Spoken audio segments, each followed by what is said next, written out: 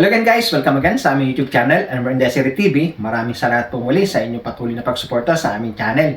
Patuloy na lumalawak pong naabot ng ating channel na Elmer Desiree TV. So, utang na loob po namin to sa inyong lahat.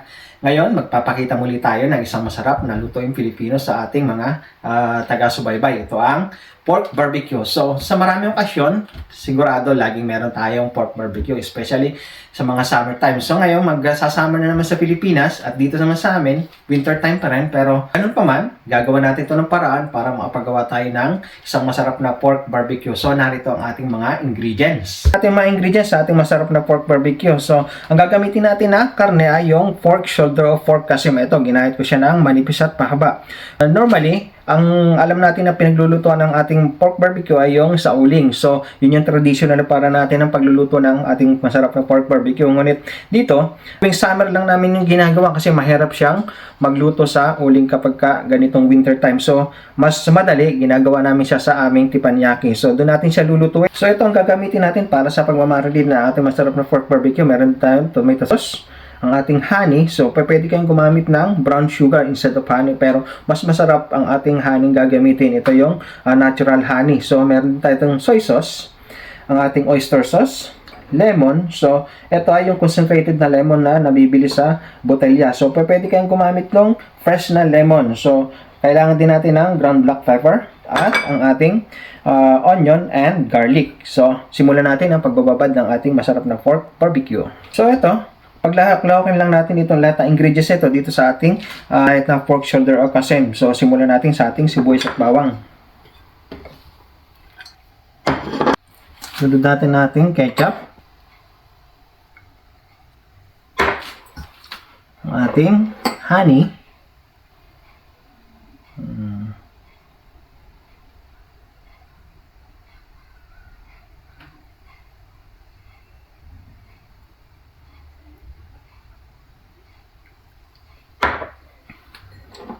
Soy sauce,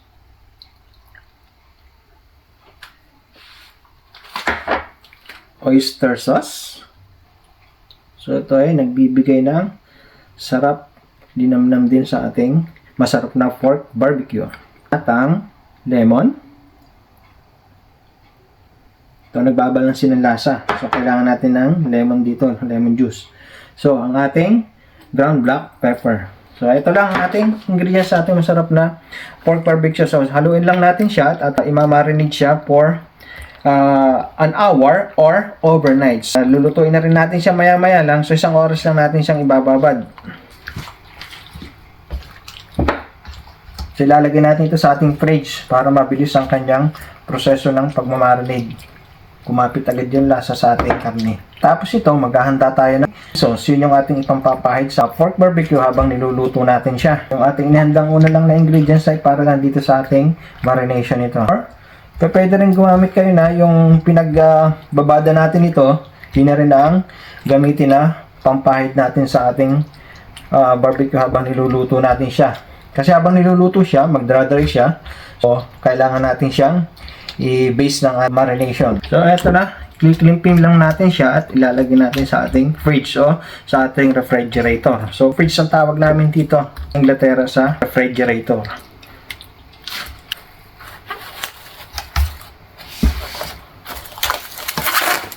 Set aside lang natin siya. So, ito ang ating pang-base sa ating pork barbecue o yung ating pampahid. Meron tayo ditong oil. Kailangan natin ng oil para hindi siya mag-dry ang ating pork barbecue habang niluluto natin. At ang ating tomato ketchup, lagay lang natin siya. Ang ating garlic granule. Ang ating brown sugar. Haluin lang natin siya. So, ito ang ating pampahid sa ating pork barbecue. Ito na, binabad na pork barbecue. Ating tutuhugin na siya. So, bamboo stick, ibinabad ko siya sa tubig para siya ay kumunat at hindi madaling maputol. Simula na ang ating pagtuhog. Kakunti ang taba nitong ating kasim. Sarap pa naman itong maraming taba. Ito ang pinakamahirap na parte, yung pagtutuhog nito.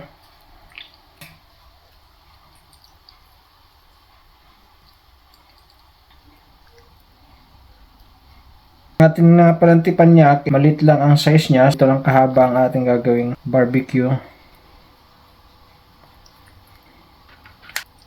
Sa typical na uling natin tululutin, so walang problema. Kahit anong tuhog.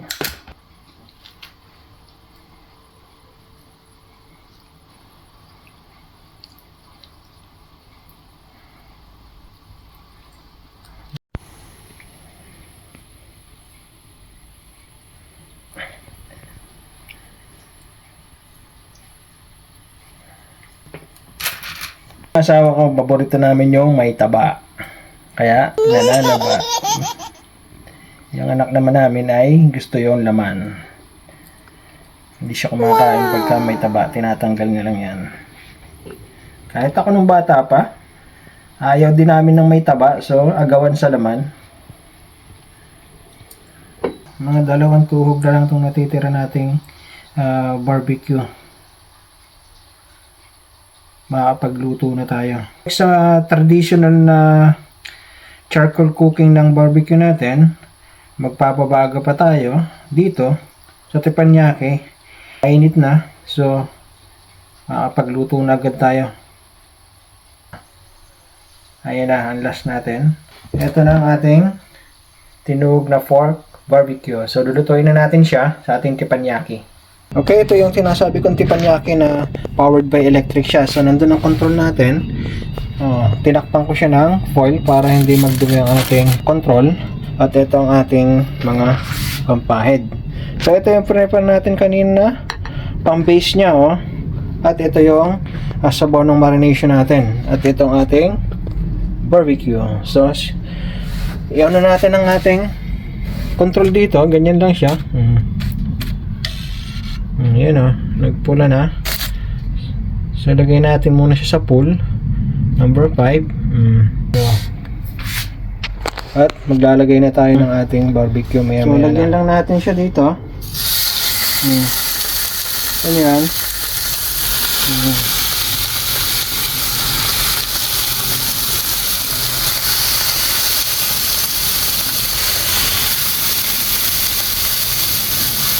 Kaya hindi siyang sanlut ng diet natin dito sa ating pang barbecue dahil hindi tayo ng lutuin na maayos dito sa ating teppanyaki kasi ito ay ganito lang. So, hindi katulad ng traditional, so kayang-kayang lutuin ng baga. Penetrate dito, hindi. Ito, pahidan lang natin ang ating pinagbabadan muna.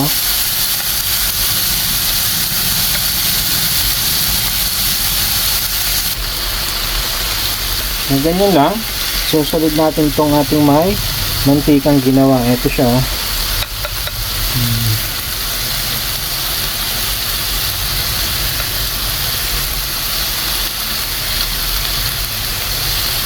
Tagal-tagal na rin servisyo nitong aming teppanyaki ito, oh.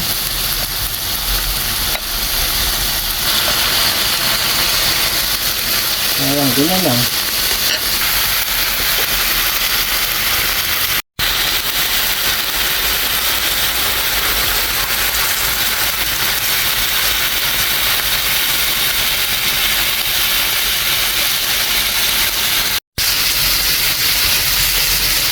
At balikan na lang natin siya. Ayan o. Ang bilis niya. Kaya lang, medyo matagal natin siyang lulutuin kasi kung alin lang yung kalapat niya, yun lang ang naluluto agad sa kanya. Gandun lang natin ito kabila.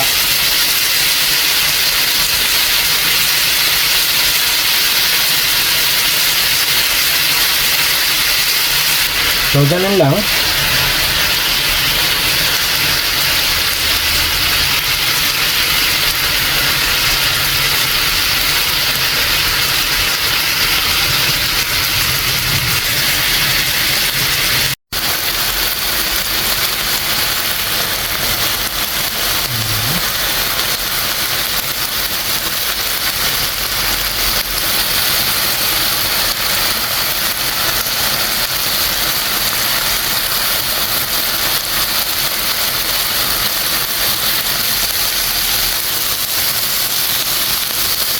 Look at that.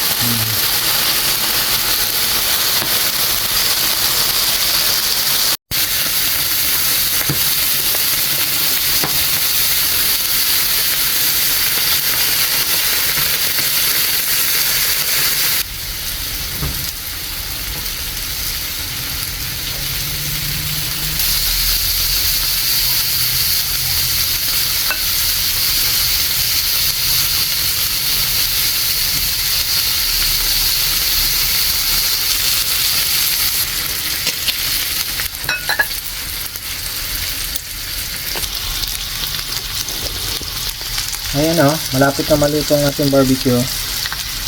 Yung first batch niya. So itong nasa dulo, dinagdag ko lang siya. Ayan.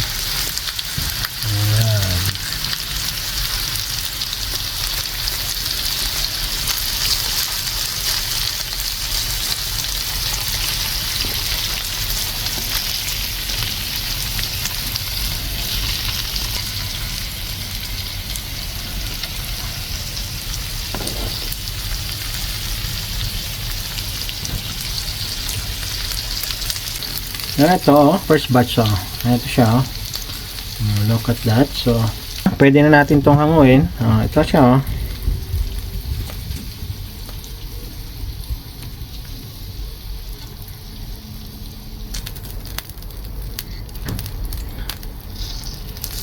Lipat natin ito sa dulo.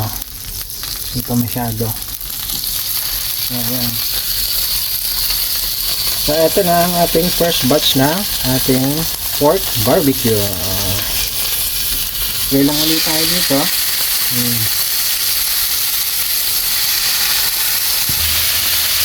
Papahigan lang ulit natin siya.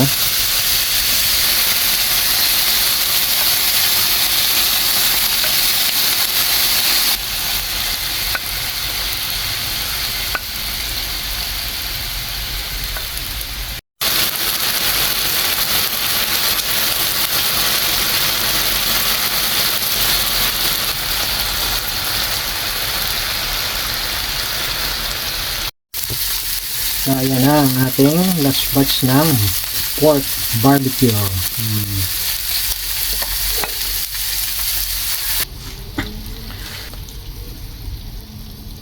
So, eto, natapos na tayo ng pagluluto ng ating masarap na pork barbecue. So, atin na siyang i-prepating at husgahan. Ito na ang ating sarap na pork barbecue. Ayan siya. Luto natin siya sa teppanyaki.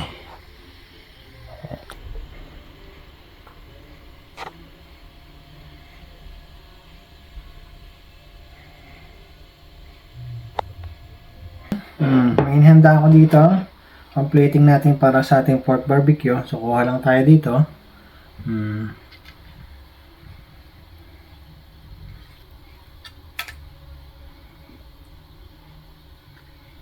So, ayan na. Inabot na tayo ng gabi. Maaga pa dito pero madilim na agad.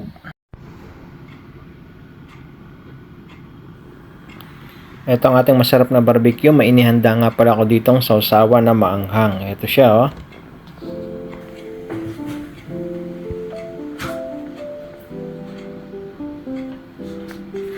This is so delicious. This is so delicious. This is so delicious.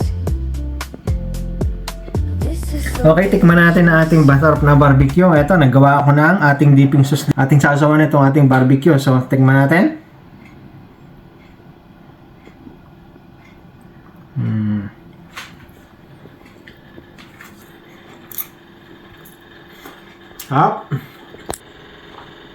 Okay, ang full recipe ng ating dipping sauce ay makikita sa description below kapag in-upload na namin to. So, patuloy nyo kami subaybayan. Thank you very much. Okay guys, sana maluto yung Pinoy ating pinakita ang masarap nating pork barbecue. Para sa mas marami pang video ng ating DIY cooking at everyday task dito sa Inglaterra, patuloy nyo po kami subaybayan sa aming YouTube channel, Elmer Desiree TV. Thank you very much and God bless. Bye-bye!